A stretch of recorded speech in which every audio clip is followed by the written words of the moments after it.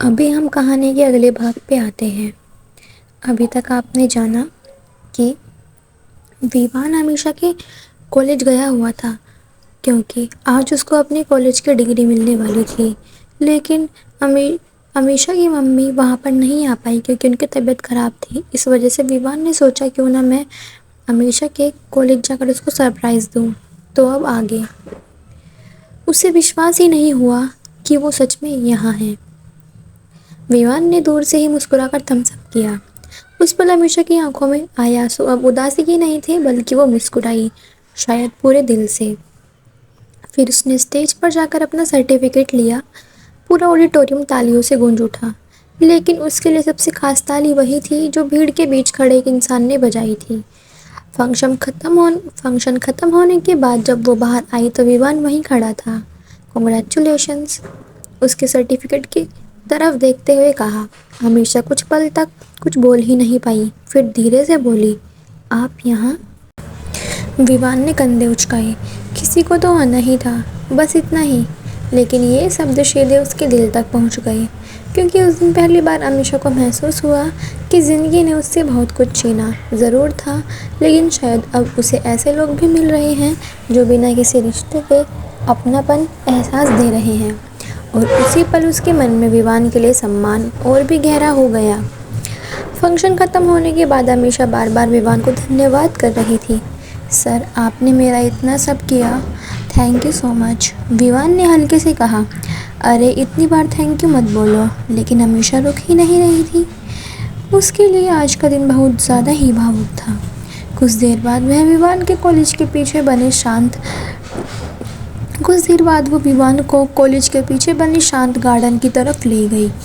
वहाँ ज़्यादा लोग तो नहीं थे, चारों तरफ हरियाली थी और कुछ स्टूडेंट दूर दूर बैठे हुए थे।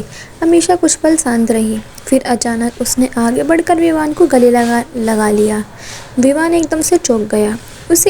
उसे इसकी बिल्कुल भी उम्मीद नहीं थी। कुछ सेकंड के लिए वह समझ ही नहीं पाया कि क्या करा जाए।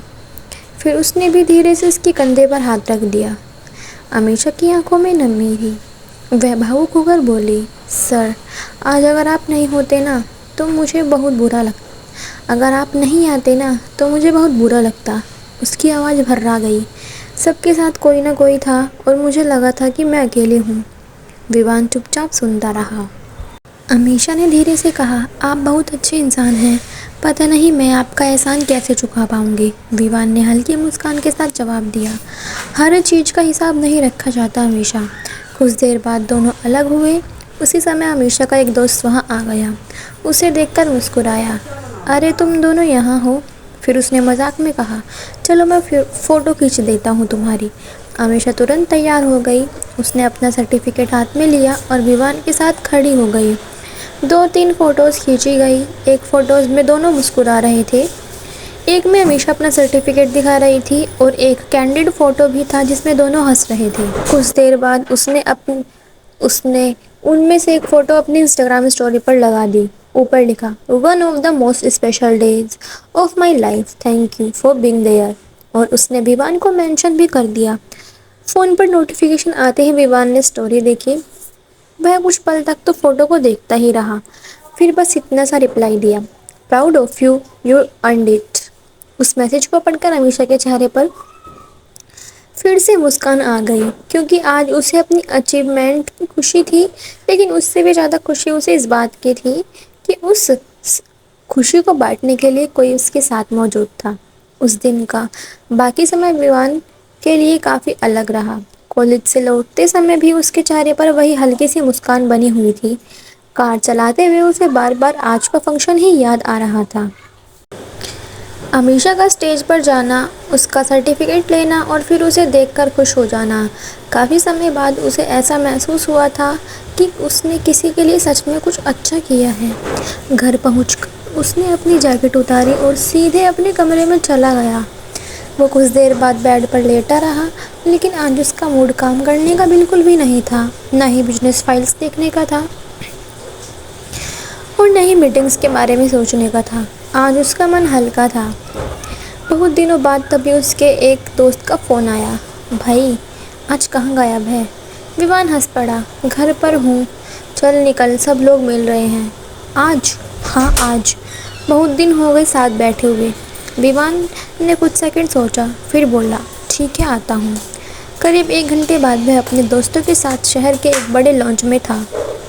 अंदर धीमा म्यूजिक चल रहा था। चारों तरफ लोग अपनी अपनी टेबल पर बैठे बातें कर रहे थे। जैसे ही विवान अंदर गया, उसके दोस्तों ने शोर मचा दिया। लो, नवाब साहब भी आ गए। आज तो पार्टी बन गई। विवान हंसते हुए उनके बीच जाकर बैठ गया। इतना मिस कर रहे थे क्या मुझे?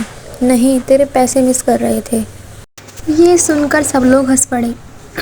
कुछ देर कुछ देर तक बस पुराने किस्से चलते रहे। कॉलेज की बातें, पुरानी ट्रिप्स, बेवकूफ़ियाँ भरी इंसिडेंट्स, ऐसी बातें जो हर दोस्ती में सालों साल भी ख़त्म नहीं होती। विवान भी आज खुलकर एंजॉय कर रहा था। उसने कई दिनों बाद बिजनेस की बातें साइड में रख दी थी। कोई फाइल्स नहीं, कोई स्टाफ नहीं, कोई टेंशन नहीं, सिर्फ दोस्त। एक समय ऐसा भी आया जब सब लोग अपने अपने फ़ोन्स निकालकर पुरानी फ़ोटोज़ देखने लगे।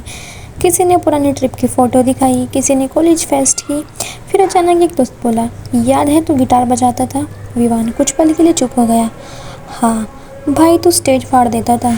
दूसरा दोस्त तुरंत बोला, सच में? हम सबको लगता था तू सिंगर बनेगा। विवान हल्का सा मुस्कुराया। ज़िंदगी ने दूसरे प्लान बना रखा था। फिर भी कभी कभी मिस करता होगा। उसने कुछ सेकंड सोचा, फिर धीरे से बोला, हाँ पहली बार उसने इतनी आसानी से ये बात मान ली थी। दोस्तों ने नोटिस किया कि आज विवान सामान्य से ज़्यादा एक्साइटेड रिलैक्स लग रहा था। एक दोस्त ने मजाक में पूछा, वैसे आज इतना खुश क्यों लग रहा है? कोई ख़ास बात है क्या? विवान ने पानी का गिलास उठाया। कुछ नहीं। झूठ। सच, तेरे चेहरे पर लिखा हुआ है। विवान बस मुस्कुरा दिया। वह किसी को कुछ बताना नहीं चाहता था, लेकिन सच ये था, आज उसके अंदर एक अलग सी शांति थी। रात आगे बढ़ती रही, म्यूज़िक चलता रहा, दोस्तों की हंसी मजाक भी चलती रही। काफ़ी समय बाद विवान ने खुद को सिर्फ एक बिजनेसमैन की तरह नहीं, बल्कि एक सामान्य इंसान की तरह महसूस किया, जो अपने दोस्तों के साथ बैठकर ज़िंदगी का आनंद ले रहा था। करीब आधी रात के बाद जब गैदरिंग ख़त्म हुई तो सब लोग बाहर निकल रहे थे। ठंडी हवा चल रही थी, सड़कें लगभग खाली थी। सबने एक दूसरे के साथ हाथ मिलाया और अपने अपने घर की तरफ निकल गए। विवान अपनी कार में बैठा, इंजन स्टार्ट किया और घर की तरफ चल पड़ा। रास्ते में उसकी नज़र फ़ोन पर पड़ी। नोटिफिकेशन बार में अभी भी अमीशा की वही स्टोरी दिख रही थी, one of the most special days of my life. Vivaan कुछ सेकंड उसे देखता रहा, फिर फ़ोन साइड में रख दिया। कार रात की शांत सड़कों पर आगे बढ़ती रही और बहुत दिनों बाद उसके चेहरे पर बिना किसी वजह के साथ सच्ची मुस्कान थी। क्लब में म्यूजिक काफ़ी तेज़ी से चल रहा था। विवान अपने दोस्तों के साथ बैठा था। सब लोग मस्ती कर रहे थे। विवान ने भी काफ़ी ड्रिंक कर ली थी और अब नशा उस पर साफ दिखाई दे रहा था। उसके दोस्त डांस फ्लोर पर चले गए थे, जबकि वो सोफे पर बैठा हुआ था। तभी कुछ लड़कियां उसके पास आई। विवान शहर में जाना पहचाना नाम था, इसलिए लोग उसे पहचानते थे। उसमें से एक लड़की जिसने शॉर्ट ब्लैक ड्रेस पहनी हुई थी, उसके पास आकर बैठ गई थी। हाय विवान। विवान ने उसकी तरफ देखा, लेकिन नशे की वजह से उसका ध्यान ठीक से कहीं टिक ही नहीं रहा था। लड़की उसके और करीब सरक गई। इतनी चुप क्यों हो आज? विवान ने जवाब देने की कोशिश की, लेकिन वो खुद आधा नशे में खोया हुआ था। उसी समय उसका फ़ोन बज उठा। स्क्रीन पर नाम चमका, अमीशा कॉलिंग। विवान ने फ़ोन देखा और बिना कुछ सोचे कॉल उठा ली। हेलो। उधर से अमीशा की आवाज़ आई। सर आप जाग रहे थे? मैंने डिस्टर्ब तो नहीं किया? विवान हल्का सा हंसा। अमीशा। उसकी आवाज़ से ही पता चल रहा था कि वो नशे में है। अमीशा तुरंत समझ गई, सर आपने ड्रिंक की हुई है थोड़ी सी। उधर पास बैठी लड़की ने उसका हाथ पकड़ते हुए कहा, बेबी फ़ोन बाद में कर लेना ना। ये शब्द सीधे फ़ोन में सुनाई दे गए। अमीशा कुछ सेकंड के लिए बिल्कुल चुप सी हो गई। उसका दिल अजीब सा हो गया। विवान को शायद ठीक से एहसास भी नहीं था कि क्या हो रहा है। वो अब भी फ़ोन पकड़े हुए था। अमीशा सुनो तो। लेकिन अमीशा ने खुद को संभालते हुए कहा, सर आप इंजॉय कीजिए, मैं कल बात कर लूँगी। उसने फ़ोन काट दिया। क्लब के शोर के बीच विवान कुछ पल फ़ोन को देखता रह गया। उसे समझ ही नहीं आया कि अब क्या हुआ। उधर अमीशा अपने कमरे में बैठी फ़ोन की स्क्रीन देख रही थी।